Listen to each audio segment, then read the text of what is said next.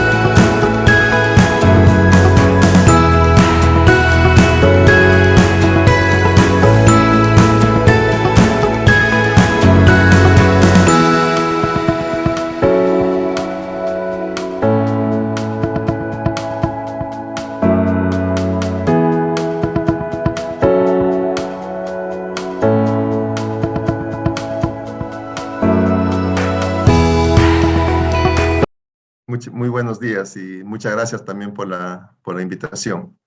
Por favor, voy a compartir la pantalla y me avisa si me pueden ver. Se ve en la pantalla y se escucha todo muy claro, doctor Tavera. Adelante. Bien, muy buenos días con todos y felicitaciones pues por estos 30 años, ¿no? De un sistema de SASME que realmente pues nos ha marcado, ha dado un paso gigante en lo que representa la reducción del riesgo de desastre o una reducción del riesgo en el cual se encuentran pues muchas ciudades, muchos países. Voy a comentarles un poco del trabajo que hemos hecho nosotros, el porqué de esto y también las experiencias que hemos ganado, obviamente, de países como el vuestro, ¿no? México, un país bastante cercano a nosotros, ¿no? Obviamente, para sacar adelante este proyecto en Perú hemos tenido que trabajar muy de cerca o estar muy comunicados con nuestros colegas de México, ¿no? De la UNAM, ¿no? Y ganar un poco las experiencias. Pero bueno, voy a tratar de explicar y luego también voy a ir comentando algunas cosas. Mientras que en México se llama SASMEC, en Perú, un poquito también tomando la misma filosofía, le llamamos SASPE, ¿no? Sistema de Alerta Sísmica Peruano, SASPE, ¿no? Entonces, esto indica obviamente que estamos siguiendo el camino que han sembrado nuestros colegas en México y obviamente también el camino de las experiencias que se está ganando en este momento en vuestro país, México. Nosotros, como vemos en la figura, pues el Perú es un país que realmente históricamente ha sido afectado por una gran cantidad de sismos, básicamente a lo largo de la zona costera de nuestro país, ¿no? Han ocurrido los eventos sísmicos más grandes y han afectado a todas las regiones que están, o las ciudades que están a lo largo de la zona de costa. También hemos tenido periodos de sequías, zonas afectadas por inundaciones, básicamente en el tiempo que se desarrolla el fenómeno del Niño, el fenómeno de la Niña, el Niño costero, como ocurrió en el 2017. Hemos tenido inundaciones en las zonas costeras, en las zonas de selva, en las zonas de cordilleras se han generado muchas veces los deslizamientos de masas de hielo, volúmenes de tierra y también pues las quebradas secas de un momento a otro pues comenzaron a nuevamente a tener vida como ríos, ¿no? Y este tipo de escenarios nosotros aquí le llamamos los huaicos, ¿no? Huayco le llamamos al río que más allá que transporta agua, pues también transporta piedras, transporta tierra en grandes cantidades, ¿no? Entonces somos un país prácticamente que tenemos una gran cantidad de desarrollos, ¿no? De lo que se llama comúnmente peligros, ¿no? Peligros naturales también les suelen llamar aquí, lo cual no estoy muy de acuerdo, pero es así como se le domina, ¿no? Y todo esto tiene su origen, obviamente, a que somos un país que tenemos un territorio diverso. Y ese territorio diverso nos acondiciona, pues, una geología complicada, un relieve complicado, una ecología, un paisaje completamente complicado. Y eso también nos genera, pues, una variedad de climas. Los climas que van a estar en base, pues, a todas las áreas urbanas que están encima de la cordillera, entre la cordillera y la zona costera, en la zona de selva, etcétera. Es bastante heterogénea, ¿no? Y obviamente también la presencia de la cordillera, pues como todos sabemos, da origen pues a recursos naturales, ¿no? Muy potenciales que tienen que ver con la minería, ¿no? El agua para generar las centrales hidroeléctricas, y etcétera, ¿no? Y en cualquier punto de este territorio, pues hemos tenido la presencia de áreas urbanas, ¿no? Grupos humanos, lo cual han crecido o se han desarrollado en diversas condiciones sociales, económicas, culturales. O sea, es un país diverso, ¿no? Por naturaleza. Y esto también, obviamente, esta diversidad de morfología, de topografía, ¿no? Nos ha dado, como repito, pues la presencia de sismos, aluviones, inundaciones, heladas, sequías. Y toda esta megadiversidad de poblaciones y megadiversidad de ubicación de estas áreas urbanas, pues ha generado de que tengamos que en estas áreas urbanas pues estén una alta vulnerabilidad. En todo caso, la vulnerabilidad es muy variada, ¿no? Básicamente por el modo de construcción, por los modos de comunicación, por el propio economía que hace de que las construcciones pues, sean de manera muy variada, utilizando muchas veces recursos de la misma zona, lo cual no es, pues, obviamente válido cuando uno habla de sismos, cuando uno habla de aluviones, inundaciones, etc. Entonces, todo esto nos genera, pues, unos escenarios de riesgo multipeligro, es también así como le llaman, ¿no? Que una área urbana puede ser testigo de muchos peligros, ¿no? Durante un tiempo determinado. Entonces, y todo esto, obviamente, como pasa también en la costa occidental de México, ¿no? Nosotros también en el Perú, pues, tenemos un proceso que nos lleva a generar toda esa megadiversidad, ¿no?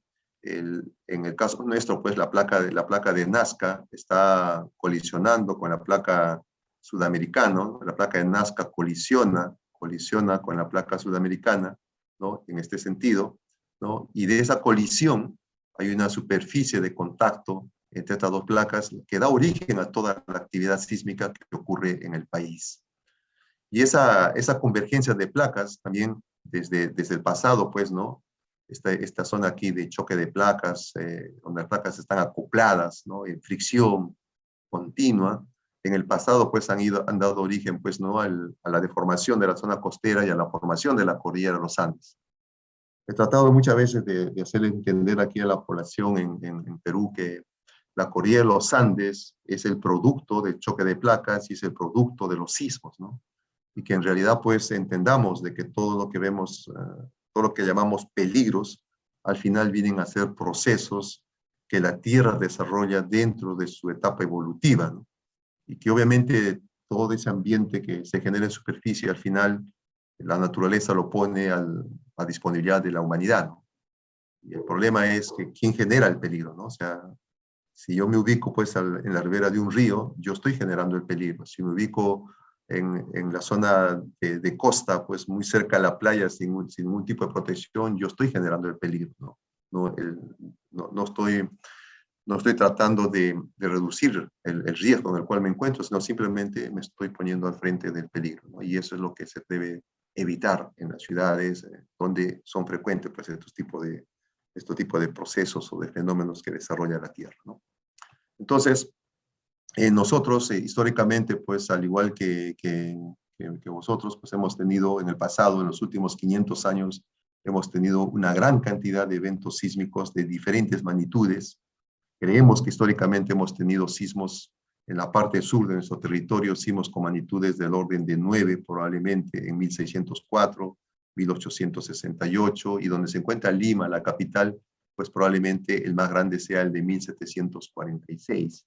Sismos, repito, que a pesar que son históricos, creemos que pues han presentado magnitudes cercanas a 9, ¿no? Entonces, en este contexto, obviamente, la idea es que donde ocurrió un sismo, tiene que ocurrir nuevamente el mismo sismo, tiene que repetirse, porque los sismos al final vienen a ser cíclicos, ¿no? Entonces, ahora sabemos que, de acuerdo al mapa de sismicidad del país, ahora sabemos de que no existe una sola área urbana en el territorio peruano que en el pasado no haya sido afectada por sismos. va a ser afectada por sismos y en el futuro va a seguir siendo afectada por sismos.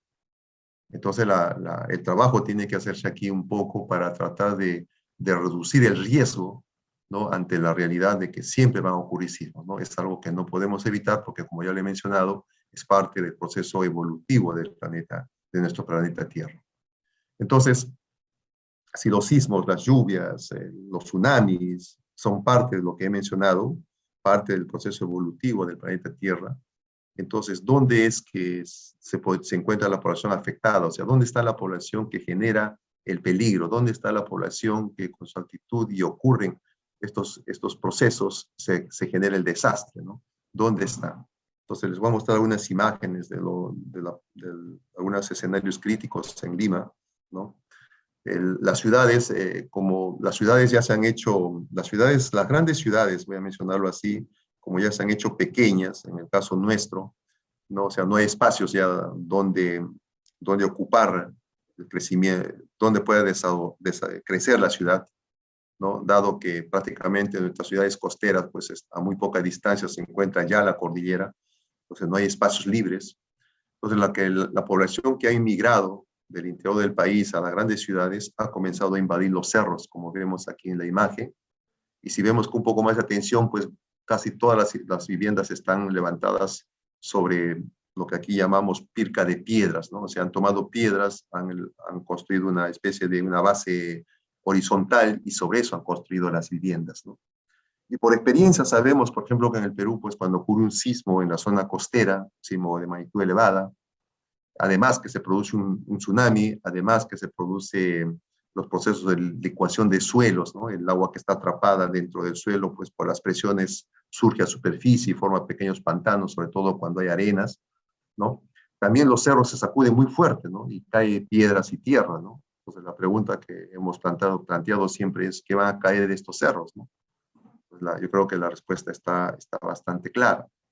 También en muchas partes del territorio peruano tenemos pues invasiones de este tipo, viviendas que han sido autoconstruidas, ¿no? Y sobre suelos que tampoco no reúnen las condiciones adecuadas, obviamente, para que haya una coherencia tipo suelo-estructura y permita reducir el riesgo en la cual se pueda encontrar la población, ¿no? La ribera de los ríos, de las quebradas, también han sido invadidas completamente, justamente a la falta de espacios, ¿no?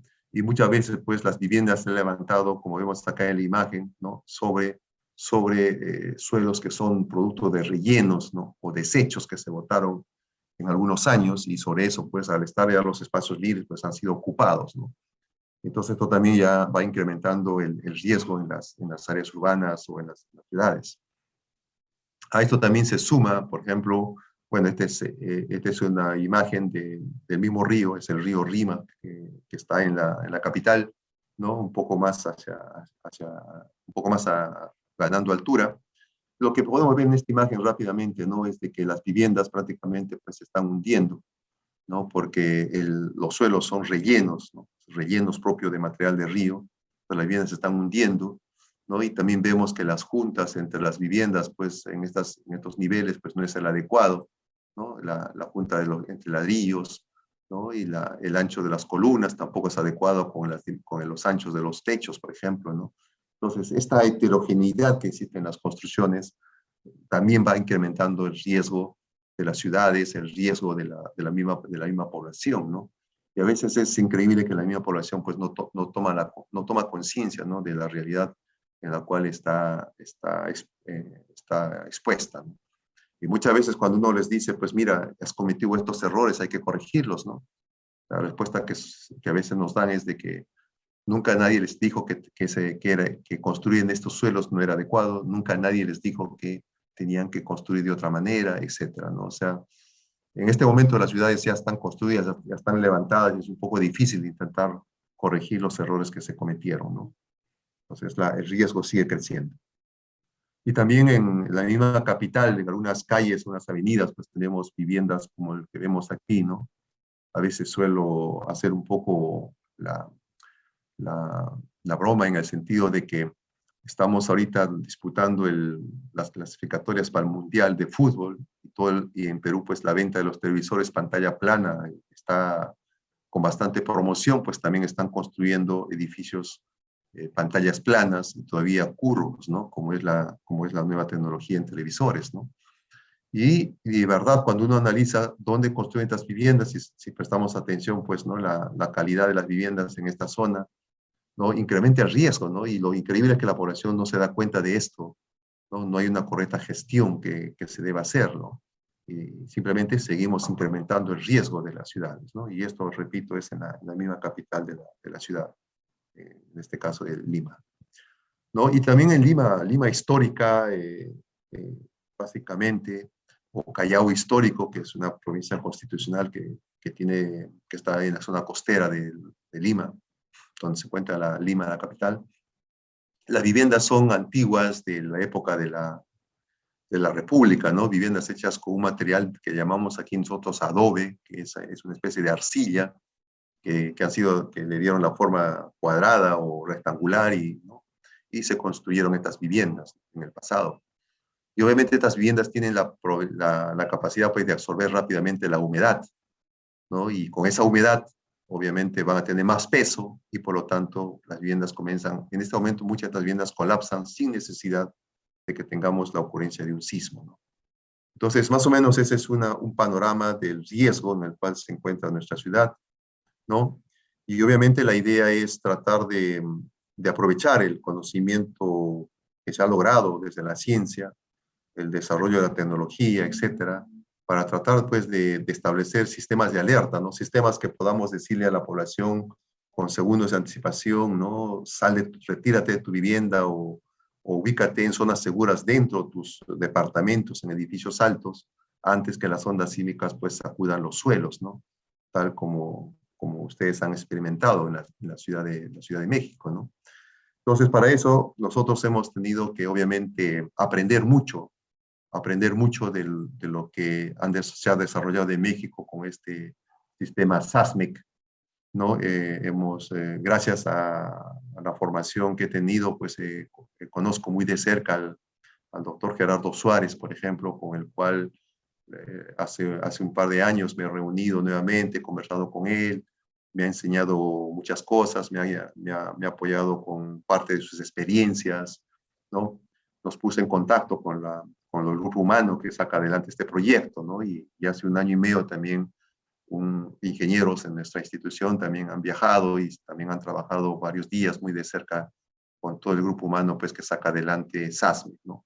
Entonces hay un trabajo de ganar, no tanto del conocer el procedimiento, ¿no? El sistema, ¿no? Que obviamente ha sido tan difundido que lo entendemos, lo conocemos, pero las experiencias son muy importantes, ¿no?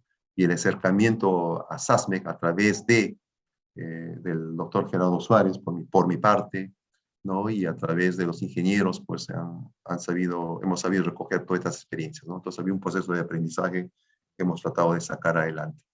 Y eso nos ha permitido a nosotros sumar, pues, al conocimiento científico que hemos logrado sobre los terremotos que puedan ocurrir en el Perú, el desarrollo tecnológico también que hoy en día, pues, se ha puesto mucho más en evidencia, y también el avance importante que se han dado en las comunicaciones, ¿no? Todo esto facilita, obviamente, hoy en día los sistemas de alerta temprana, ¿no? Quizás hace 30 años atrás no se había logrado tanto este desarrollo tecnológico o en las comunicaciones, ¿no? Entonces, es ahí donde resalta la importancia realmente de lo que representó SASMEC en su momento y cómo es que ahora nosotros en Latinoamérica o en Sudamérica, pues, tratamos de aprender y sacar adelante un proyecto similar.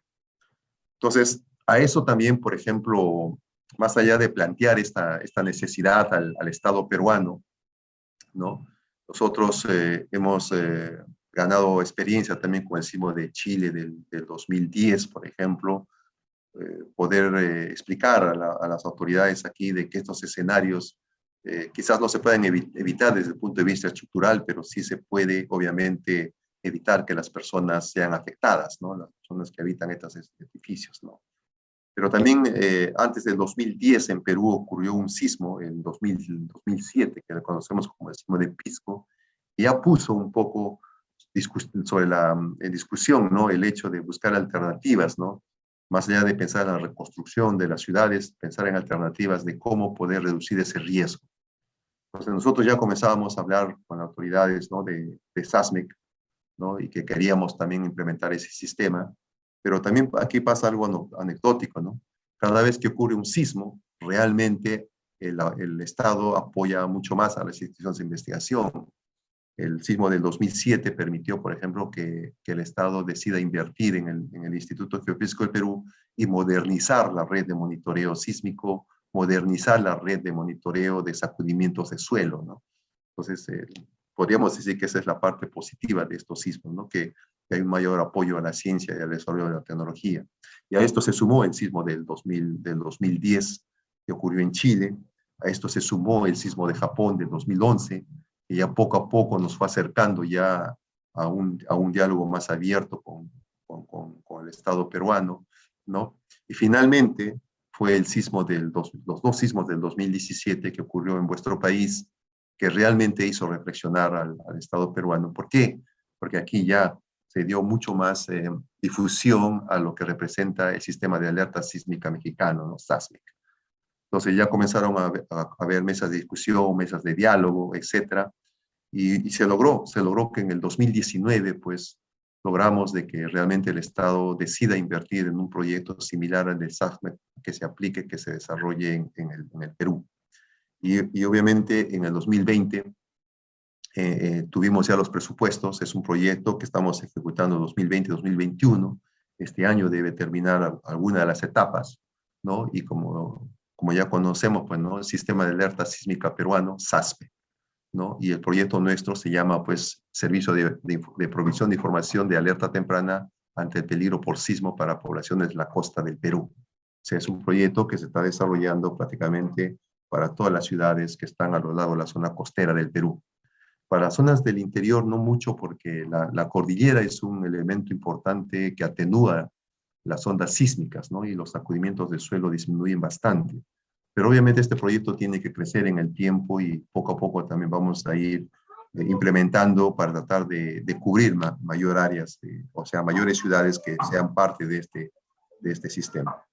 Entonces, en el Perú, los sistemas de alerta temprana de cualquier tipo de peligro siempre tiene 4 componentes. Creo que también a nivel internacional es así como está establecido, pero uno de ellos es el conocimiento del riesgo o el conocimiento del peligro, básicamente, ¿no? La otra componente es el monitoreo de ese peligro y la emisión de alertas. Estas 2 componentes dentro del proyecto SASPE es responsabilidad del Instituto Geofísico del Perú, ¿no? Al cual represento. La componente 3, que es la difusión de esas alertas, y la 4 es la preparación de la población. Esa es una responsabilidad que recae en INDECI, que es la institución del Estado de primera respuesta, ¿no? Cuando ocurren estos eventos, este tipo de peligros, ¿no? Es el Instituto Nacional de Defensa Civil del país, ¿no? Entonces, en lo que va por parte del Instituto Geofísico del Perú, conocer el peligro es algo que nos ha tomado bastante tiempo, bastantes años, ¿no? Poco a poco hemos comenzado a incrementar las investigaciones sísmicas en el país, incrementar el conocimiento del peligro por sismo en el país, ¿no? Y obviamente, más allá de entender que nuestro país es sísmicamente muy activo, la idea era intentar ya no pronosticar los sismos, ¿no? Utilizando técnicas ya que de los años 80, como era, o métodos, ¿no? De los años 80, que eran los de las lagunas sísmicas, las zonas de los silencios sísmicos, o las zonas de gaps sísmicos, también como se le conoce, sino también ya utilizar herramientas modernas, ¿no? Dentro del desarrollo tecnológico, el desarrollo de la instrumentación, etcétera, comenzar a utilizar, pues, otro tipo de elemento, ¿no? En este caso es la geodesia. Entonces, la geodesia se suma a la sismología y la geodesia, pues, nos permite hoy en día comenzar a monitorear el desplazamiento de las placas tectónicas utilizando sensores de GPS muy sensibles, ¿no? Que son capaces, pues, de medir la velocidad del desplazamiento de los cuerpos a nivel de centímetros, ¿no? En una escala de tiempo determinada. Entonces, si en el caso nuestro el continente está avanzando hacia el mar, ¿no? Y la placa de Nazca, en el caso nuestro, avanza hacia el continente, las dos estructuras prácticamente colisionan y hay una superficie aquí donde las placas están adheridas, están acopladas, como se conoce, ¿no? O están pegadas, también se puede decir, ¿no? Entonces, si el GPS nos dice a nosotros que el continente está avanzando libremente a una velocidad constante, podríamos decir, significa de que en esta zona donde las placas están en fricción o están acopladas, no hay resistencia a ese desplazamiento, ¿no? Pero si en algún momento el GPS nos dice, no puedo avanzar, estoy retrocediendo, significa de que la placa tectónica, la placa sudamericana, la placa continental, no avanza porque ha encontrado una zona donde las placas están tan acopladas, están tan pegadas, tan adheridas, que le es difícil desplazarse. Entonces tiene que acumularse mayor cantidad de esfuerzos, tiene que producirse la deformación de la zona costera hasta que se acumule tanto esfuerzo que pueda vencer esta resistencia o esta zona de acoplamiento, ¿no? Y luego se produce el sismo, como vemos en la parte baja, y se produce también el tsunami. Entonces, si nosotros colocamos GPS a lo largo de la zona costera y averiguamos en el tiempo dónde los GPS nos dicen estoy retrocediendo, sabemos de que tiene que haber una zona donde se está acumulando esfuerzos de formación y es ahí donde se tendría que producir el próximo gran evento sísmico. Entonces, este trabajo se ha hecho en el Perú, ¿no? Desde el año 2001 aproximadamente se empezó con este tipo de monitoreo del desplazamiento del continente con GPS. Y poco a poco la información que se ha ido acumulando pues, nos ha ido sirviendo para tratar de identificar espacialmente dónde están estas zonas acopladas, estas zonas donde se entiende debe ocurrir el próximo evento sísmico, ¿no? Y nosotros, obviamente, hemos tratado de explicarles a las autoridades, ¿no? A la población, de que aquí he puesto Lima, donde se encuentra la capital, y esta interlínea viene a ser el punto donde las placas empiezan ya a colisionar. Entonces, frente a Lima, tenemos una longitud de 200 kilómetros a lo largo del cual las dos placas tienen una superficie de acoplamiento. Entonces aquí se están acumulando los esfuerzos, se está acumulando la deformación. Hay zonas que están libres de esfuerzos, de acumulación de esfuerzos, porque la placa está avanzando, y hay zonas donde está tan acumulada que obviamente hay mayor deformación. Entonces, el análisis de los datos de GPS nos ha permitido, pues, en el tiempo, identificar, ¿no? Aquí, explicar un poco a la población cuáles serían las dimensiones de esas zonas que se estarían desacoplando, que darían origen a los grandes sismos.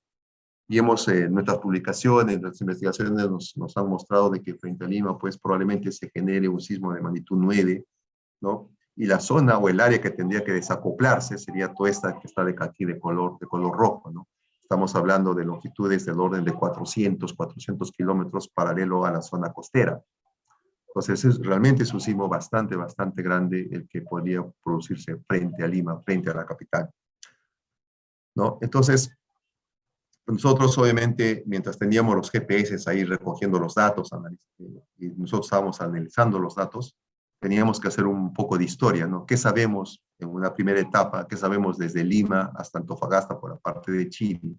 Históricamente, ¿qué sabemos de esta zona? Sabemos que han ocurrido grandes sismos en el pasado, ¿no? Ya les comenté el sismo de 1746, magnitud cercano a 8, en el sur del Perú, 1868, también del orden cercano a 9, perdón, y en el norte de Chile, 1877, también cercano a 9. Estas áreas de color a colores son las áreas de ruptura de los terremotos del 2007, aquí un poco al sur de la capital de Lima, y en el sur del Perú el terremoto que conocemos como el de Arequipa del 2001, ¿no?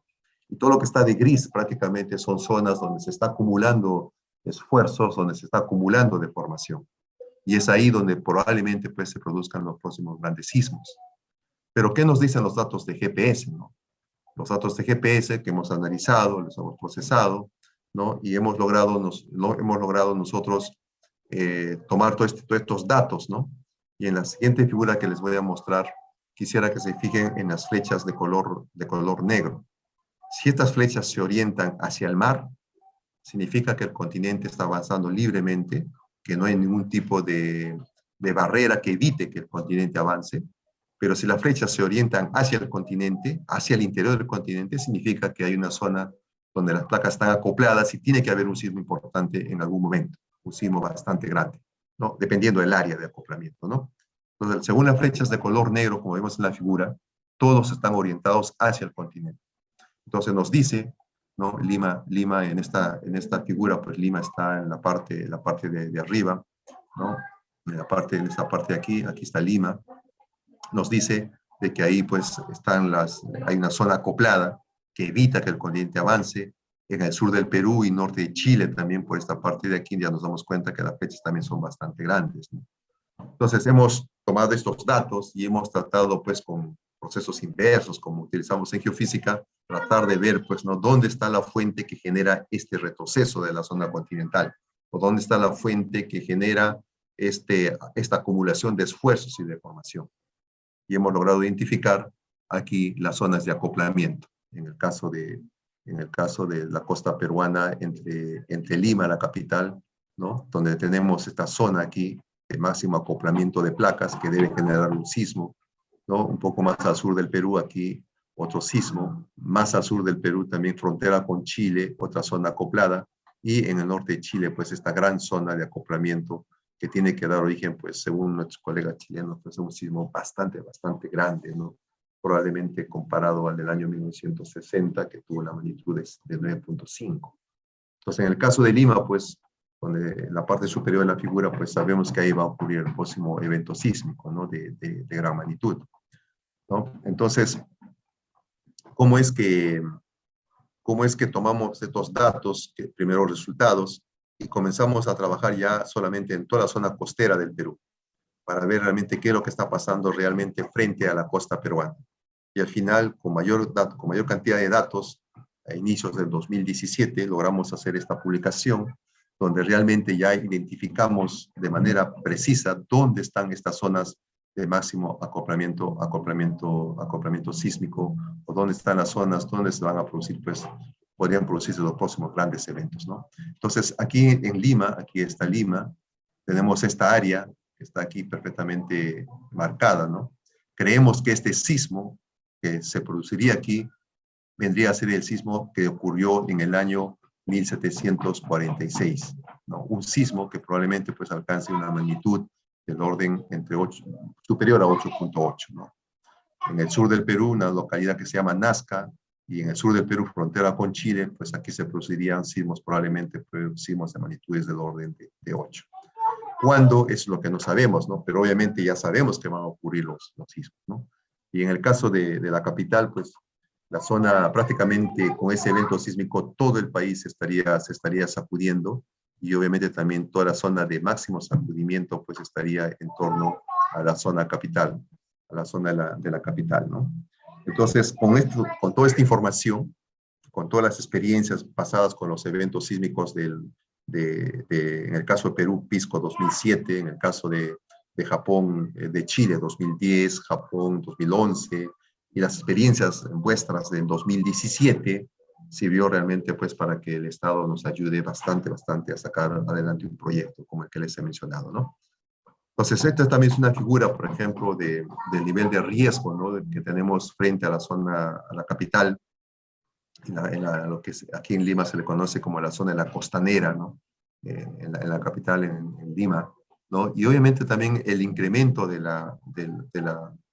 área urbana ha ido generando mucho más carga en esta zona, ¿no? Y estos suelos que vemos ahí son suelos de sedimentos, ¿no? De la antigua cuenca de dos ríos importantes en Lima, ¿no? Y cada vez que ocurre un evento sísmico de magnitud moderada, genera sacudimientos de suelo, y aquí se producen deslizamientos de tierra, ¿no? En la parte del acantilado. Entonces, la idea aquí es de que comenzamos a echar agua en las áreas verdes, la carga que tenemos atrás, pues obviamente va generando un desequilibrio que cualquier movimiento fuerte va a generar pues escenarios bastante críticos, ¿no? Entonces, repito, todo eso se ha sumado un poco, y al final nosotros pues hemos hecho una gran cantidad de publicaciones, ¿no? En revistas especializadas, informes técnicos que se han distribuido a las autoridades locales, regionales, al mismo Estado, tratando de hacerles entender que, dado que ya conocemos la situación crítica en el país por el hecho de dónde van a ocurrir los próximos sismos, cómo han crecido las ciudades, etcétera, es necesario realmente tener un sistema que nos permita, pues, decir a la población: sal de tu vivienda segundos antes que que los suelos se sacudan con tanta intensidad producto de un sismo, ¿no?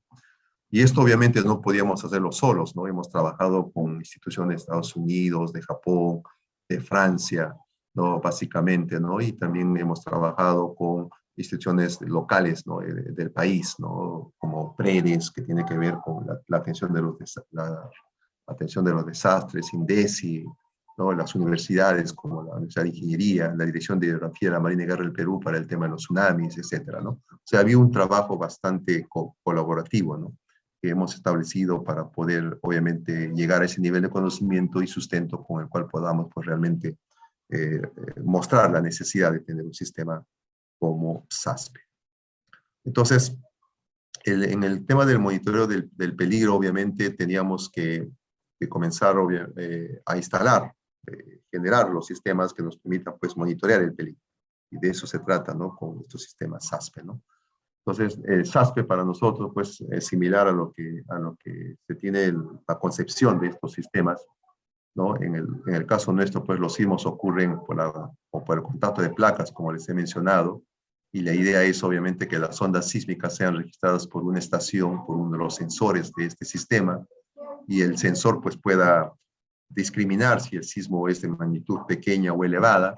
Si es elevada, inmediatamente pues envía la señal a un centro de control, a partir del cual pues, se disemina la alerta en todas las áreas urbanas, ¿no? En este caso, pues, a lo largo de la zona costera del país. Entonces, para nosotros, consideramos necesario el hecho de instalar, ¿no? A lo largo de la costa del Perú 106 sensores.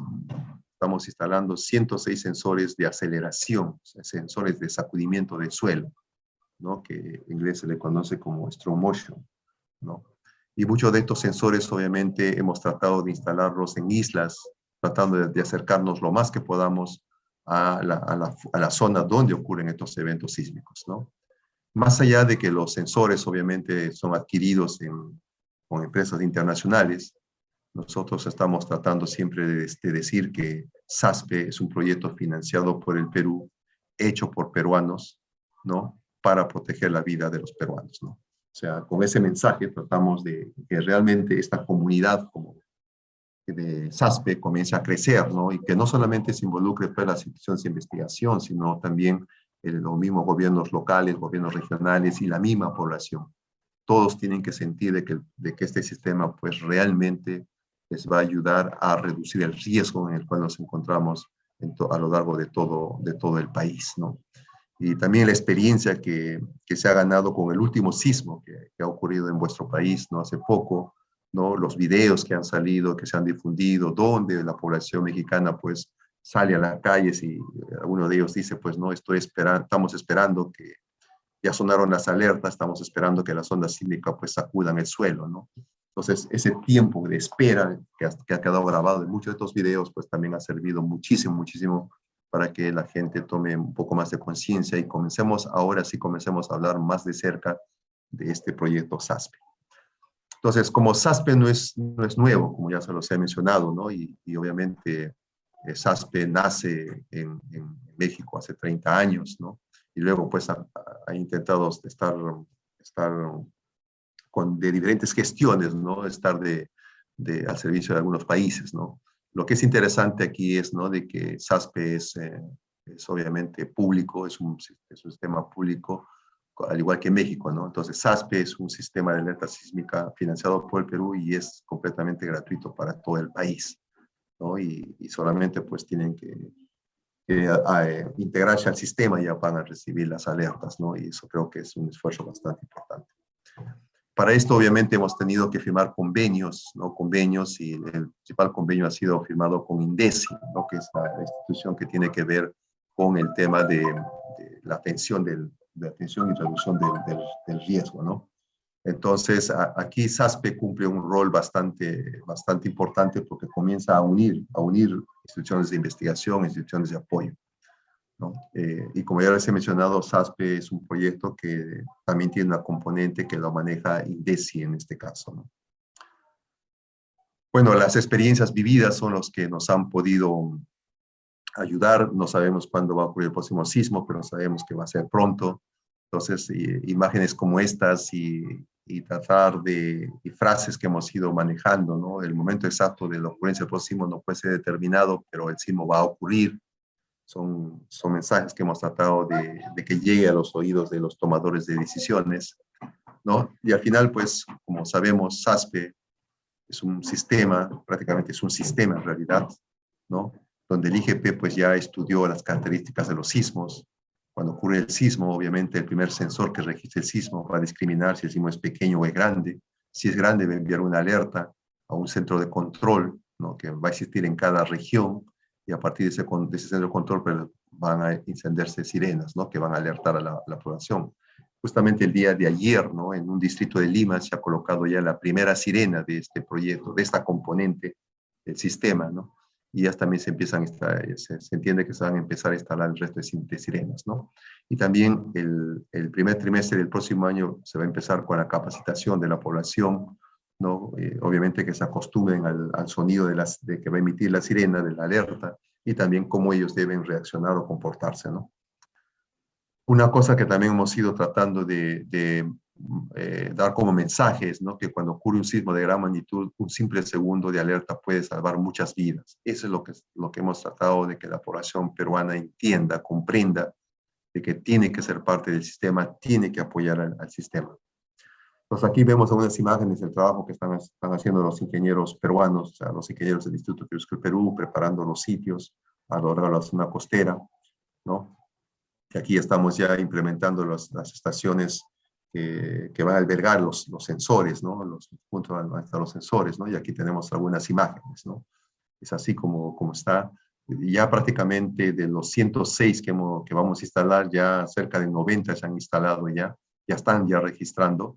Lo que falta aquí en esta estación, por ejemplo, es simplemente poner una antena que transmita ya la información a los centros de control, ¿no? Entonces, eso es la etapa que ya estamos ya programando para su ejecución, ¿no? Este proyecto, como les he mencionado, al menos en esta componente, debe concluir este año, ¿no? Otra imagen más de otra estación que ya hemos terminado de instalarla, ¿no? Pero también, obviamente, no solamente se trataba de instalar estaciones, ¿no? Sino también se trataba de comenzar a evaluar cuál es el nivel de alerta que vamos a dar, es decir, a partir de qué magnitud de sismo vamos a dar la alerta, y también tratar de entender a qué área vamos a dar la alerta, ¿no? Porque la distancia, por ejemplo, entre la ciudad de Arequipa y Lima es un poco más de 1000 kilómetros, ¿no? Entonces, si ocurre un sismo en el sur del Perú, no vamos a dar la alerta para Lima, ¿no? No tendría sentido.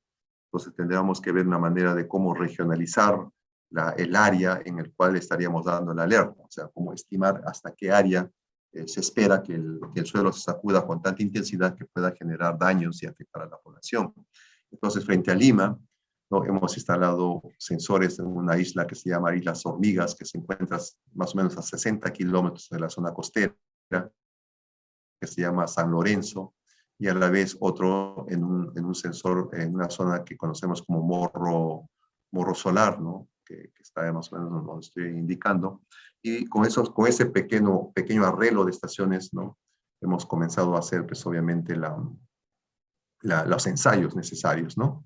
Entonces aquí vemos un faro porque los sensores se han colocado en las Islas Hormigas dentro de un faro. Entonces había un convenio importante que hemos firmado con la Marina de Guerra del Perú, ¿no? En este caso, ¿no? Igual como el faro que tenemos aquí en la imagen inferior, etc.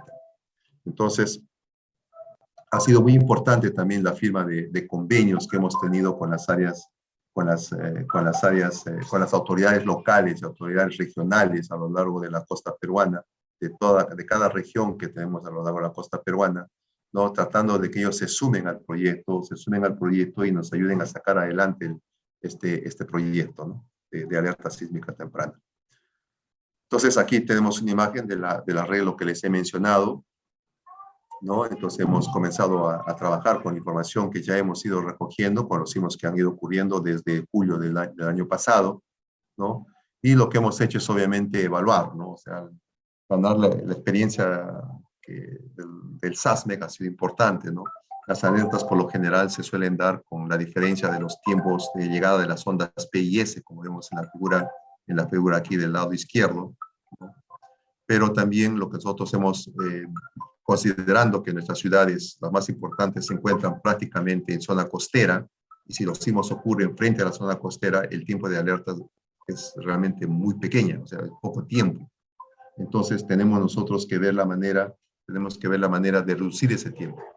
Entonces hemos comenzado a trabajar con la inteligencia artificial, ¿no? Y con esta inteligencia artificial hemos logrado reducir el tiempo de cálculo de la magnitud del sismo y del epicentro preliminar del sismo, que lo podemos hacer en escasos 2 a 3 segundos de tiempo, ¿no? O sea, es decir, el primer sensor registra el sismo y 2 segundos a 3 segundos ya podemos saber la magnitud del sismo y el epicentro preliminar del sismo, ¿no? Y para eso hemos tenido que utilizar pues una base de datos de más de 11.000 formas de onda que vienen de los sismos registrados en el Perú, sismos registrados por las redes de Chile, sismos registrados por las redes de Japón, por ejemplo, redes de Estados Unidos, donde se ha tenido pues eventos sísmicos de magnitudes de 7, 8, con los cuales hemos tratado de mejorar nuestra base de datos para tratar pues obviamente de tener resultados bastante acertados con esto de inteligencia artificial, ¿no? Y la otra cosa muy importante dentro del método de inteligencia artificial es de que podamos lograr esto utilizando solamente los datos o la información de un sensor de 3 canales de registro que nos permita calcular la magnitud y el epicentro del sismo. Y eso al momento lo hemos logrado. Hemos tenido sismos de magnitudes importantes. Este año, por ejemplo, ha habido un sismo de magnitud 6, 2 sismos de magnitud 5.5, con los cuales hemos logrado realmente experimentar o probar el procedimiento que hemos desarrollado con inteligencia artificial, y hemos logrado pues reducir ese tiempo hasta 3 segundos. Y yo creo que eso es ya bastante importante, porque ganamos tiempo para poder dar alerta, repito, a nuestras ciudades que están prácticamente pues muy cerca de la zona costera. Entonces aquí tengo un ejemplo, ¿no?, de un sismo de magnitud 6.1, por ejemplo, que ocurrió al sur de Lima. Aquí en la figura del lado derecho podemos ver Lima se encuentra a esta altura, ¿no? Y el sismo ocurrió 80 kilómetros al sur, en una localidad que se llama Mala. Justamente ahí en Mala tenemos un sensor. Entonces, este sensor nos hizo los cálculos, ¿no?, aproximadamente, ¿no? Y obviamente teníamos, pues, desde Mala hasta Lima hay 80 kilómetros. Entonces, la alerta, pues, más o menos salió en un tiempo se había dado, mejor dicho, con un tiempo de anticipación de 8 a 10 segundos, ¿no? Entonces, realmente, bueno, en la figura que les muestro, hay una línea vertical, ¿no?, en la señal del sismo, ¿no? Y hasta donde está la línea se tiene 3 segundos de registro. Aquí hay 3 segundos de registro, ¿no? Y con esos 3 segundos de registro se ha podido dar la alerta de manera satisfactoria. Es decir, mientras que la Red Sísmica Nacional calculó la magnitud del sismo en 6.0, ¿no?, el sistema lo calculó en 6.1, ¿no? Y el epicentro simplemente varió en escasamente 8 kilómetros, 8 a 10 kilómetros, ¿no?, latitud y longitud. O sea que prácticamente pues, el cálculo de los parámetros del sismo con una estación de 3 componentes sí nos ha dado resultados bastante positivos, ¿no? Igual también aquí con un sismo que ocurrió frente a Lima, ¿no? El sismo aquí, pues un sismo de magnitud 5.1 ocurrió frente a Lima, ¿no? Y la estación que tenemos aquí en Morro Solar registró el evento sísmico, ¿no? Y mientras que el servicio sismológico calculó la magnitud en 5.1, el sistema lo calculó en 4.9, o sea, prácticamente 5, ¿no? Y también lo hizo pues en un tiempo de 2.5 segundos. Entonces, realmente pues creemos que la técnica de calcular la magnitud y el epicentro del sismo con el SASPE, pues utilizando inteligencia artificial, nos está dando resultados bastante positivos hasta el momento. El otro punto interesante era pues definir desde qué magnitud vamos a dar la alerta, ¿no? Entonces, en México tengo entendido pues, ¿no?, que la alerta se da para sismos mayores a 6, ¿no? Y una alerta moderada cuando el sismo tiene pues magnitudes entre 5 y 6, ¿no? Entonces, en el caso nuestro, lo que hemos hecho es, más allá de considerar la magnitud del sismo, es comenzar a evaluar cuáles son los niveles de aceleración del sacudimiento del suelo que genera cada uno de estos sismos, ¿no?, están ubicados a diferentes distancias de la zona costera, ¿no? Y lo que hemos encontrado es de que los daños pueden ser moderados moderados a grandes, ¿no?, cuando tenemos aceleraciones que van de punto 0.39 G a punto 0.92 G, o sea, dentro de ese rango ya se tienen daños ya un poco importantes en zonas costeras, ¿no? Entonces, también lo que hemos encontrado es de que realmente las viviendas precarias, como llamamos en Lima, ¿no?, han tenido daños cuando la aceleración o el sacudimiento del suelo ha sido del orden de 0.05 G, ¿no? Estamos hablando de 0.050 centímetros por segundo al cuadrado, aproximadamente, ¿no? Entonces, si tuviéramos un sismo que nos genere esta alerta, un sismo magnitud 6, por ejemplo, que nos genere este nivel de sacudimiento del suelo, la alerta la estaríamos dando a un radio de 80 kilómetros. Si tuviéramos sismo de 7, no, perdón, para 100 kilómetros, ya estaríamos pensando en un sismo de magnitud 7, por ejemplo. O sea, un sismo de magnitud 7 estaría generando aceleraciones de 0.05 hasta una distancia de 140 kilómetros. Ese sería el radio de alerta, ¿no? Un sismo de magnitud 8 lo estaría generando hasta 220 kilómetros y un sismo de magnitud 9, pues, lo estaría generando hasta 300 kilómetros, ¿no? O sea, que más o menos corresponde con las áreas de daños que hemos ido observando en los sismos que ha ocurrido en Chile, en Japón, en el caso de Perú también, ¿no? Entonces, que más o menos estamos dentro de esas áreas, ¿no? Y aquí tenemos una imagen, por ejemplo, ¿no?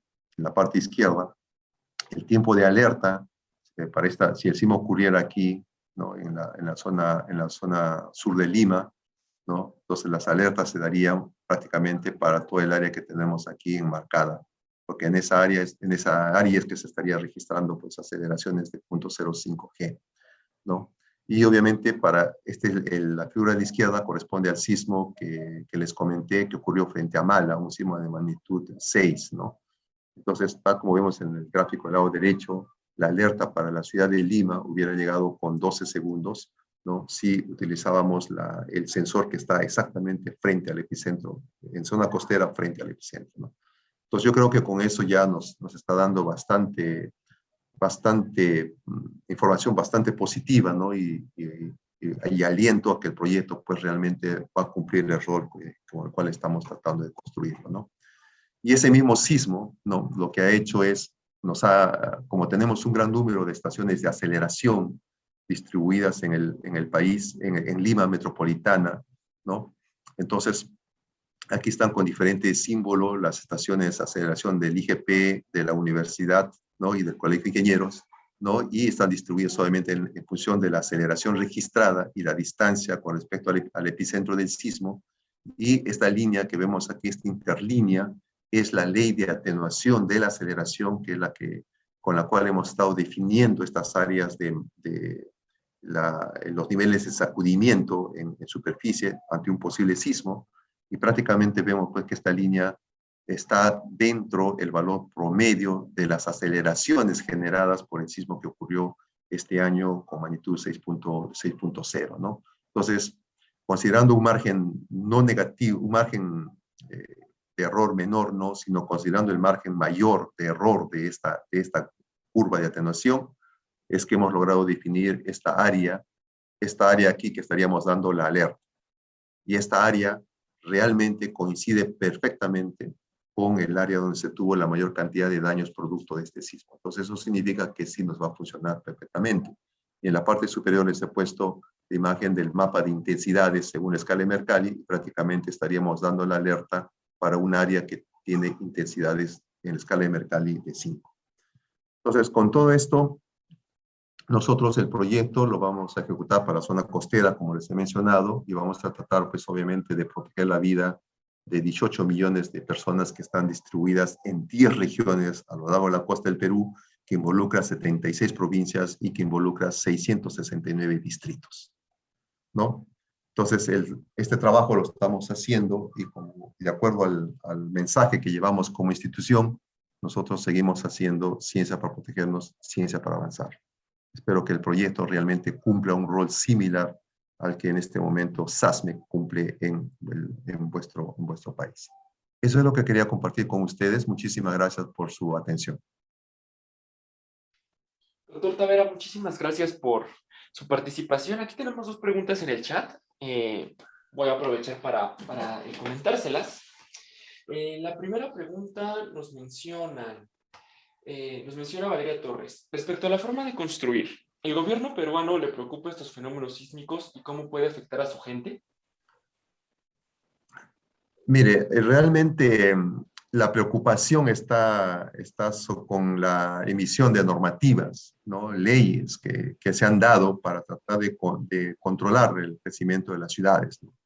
Pero hay un tema social aquí, ¿no? De que prácticamente las ciudades están creciendo en base a las invasiones y por motivos sociales y quizás también políticos, probablemente, pues muchas veces se da luz verde a estas invasiones, ¿no? Y se perjudica como una manera ordenada del crecimiento de las ciudades. Se han sacado normativas para tratar de recuperar los edificios antiguos. La norma de construcción sismorresistente se está tratando de hacer cada vez que sea utilizada cada vez con más fuerza, ¿no?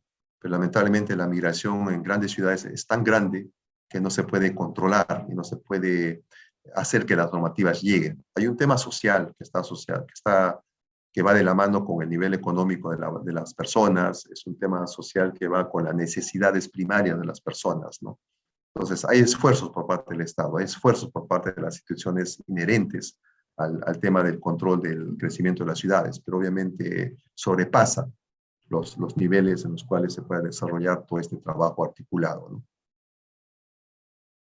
La segunda pregunta de María Araceli Sayas también nos menciona, y bueno, va relacionado con lo que nos acaba de contestar.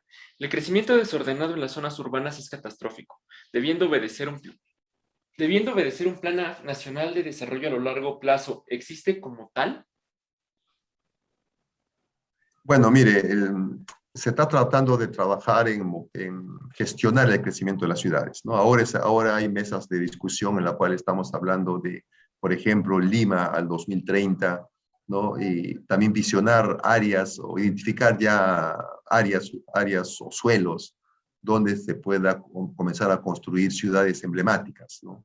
Hace poco, dado que estamos en el año del Bicentenario, hace poco se ha visitado ya una zona alejada de Lima, de la parte central de Lima, que se está considerando como Lima del Bicentenario, ¿no? Allá está la planificada cómo debe crecer la ciudad con todos los servicios, etcétera, ¿no? Entonces yo creo que ese trabajo de planificación es el que tiene que sacarse hacia adelante, ¿no? Y bueno, yo estoy leyendo algunas preguntas que me han hecho aquí, pero discúlpame. El proyecto SASPE es un proyecto que va del año 2020-2021. Este año 21 estamos terminando ya de colocar todos los sensores y comenzar ya en el primer trimestre del próximo año establecer las líneas de conexión para los centros de control.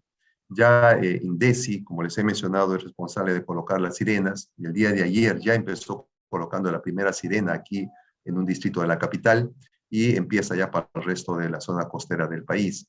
Y durante el próximo año, el primer trimestre del próximo año, va a empezar ya a capacitar a la población, ¿no? Y paralelo a esto, también ya se está ensayando el tipo de sonido que va a emitir la sirena, ¿no? Y hemos tenido la experiencia de escuchar varios sonidos, ¿no? Hemos visto muchas evaluaciones que se han hecho del sonido que se emite en Japón, en mismo México, en California, ¿no? Y obviamente el análisis de la parte de los psicólogos, etcétera, ¿no? Entonces estamos tratando también de generar un sonido que sea característico, pero que también probablemente pues ganemos la experiencia, ¿no? De otros países que tienen sistemas para no generar más pánico a la población, ¿no? Pues le agradezco mucho, doctor Tavera, por su tiempo, por una ponencia tan interesante y sobre todo por el interés de tener sistemas de alerta sísmica de este tipo. Yo creo que, como lo mencionó, aunque el tiempo sea corto, pues ayuda, siempre va a ayudar. Y aquí, no sé si ya he escuchado la ponencia de un principio, mencionábamos que en 1992 se realizó un seminario aquí en México y justamente lo que mencionaban era que aunque el tiempo sea corto, psicológicamente nosotros reaccionamos de distinta manera.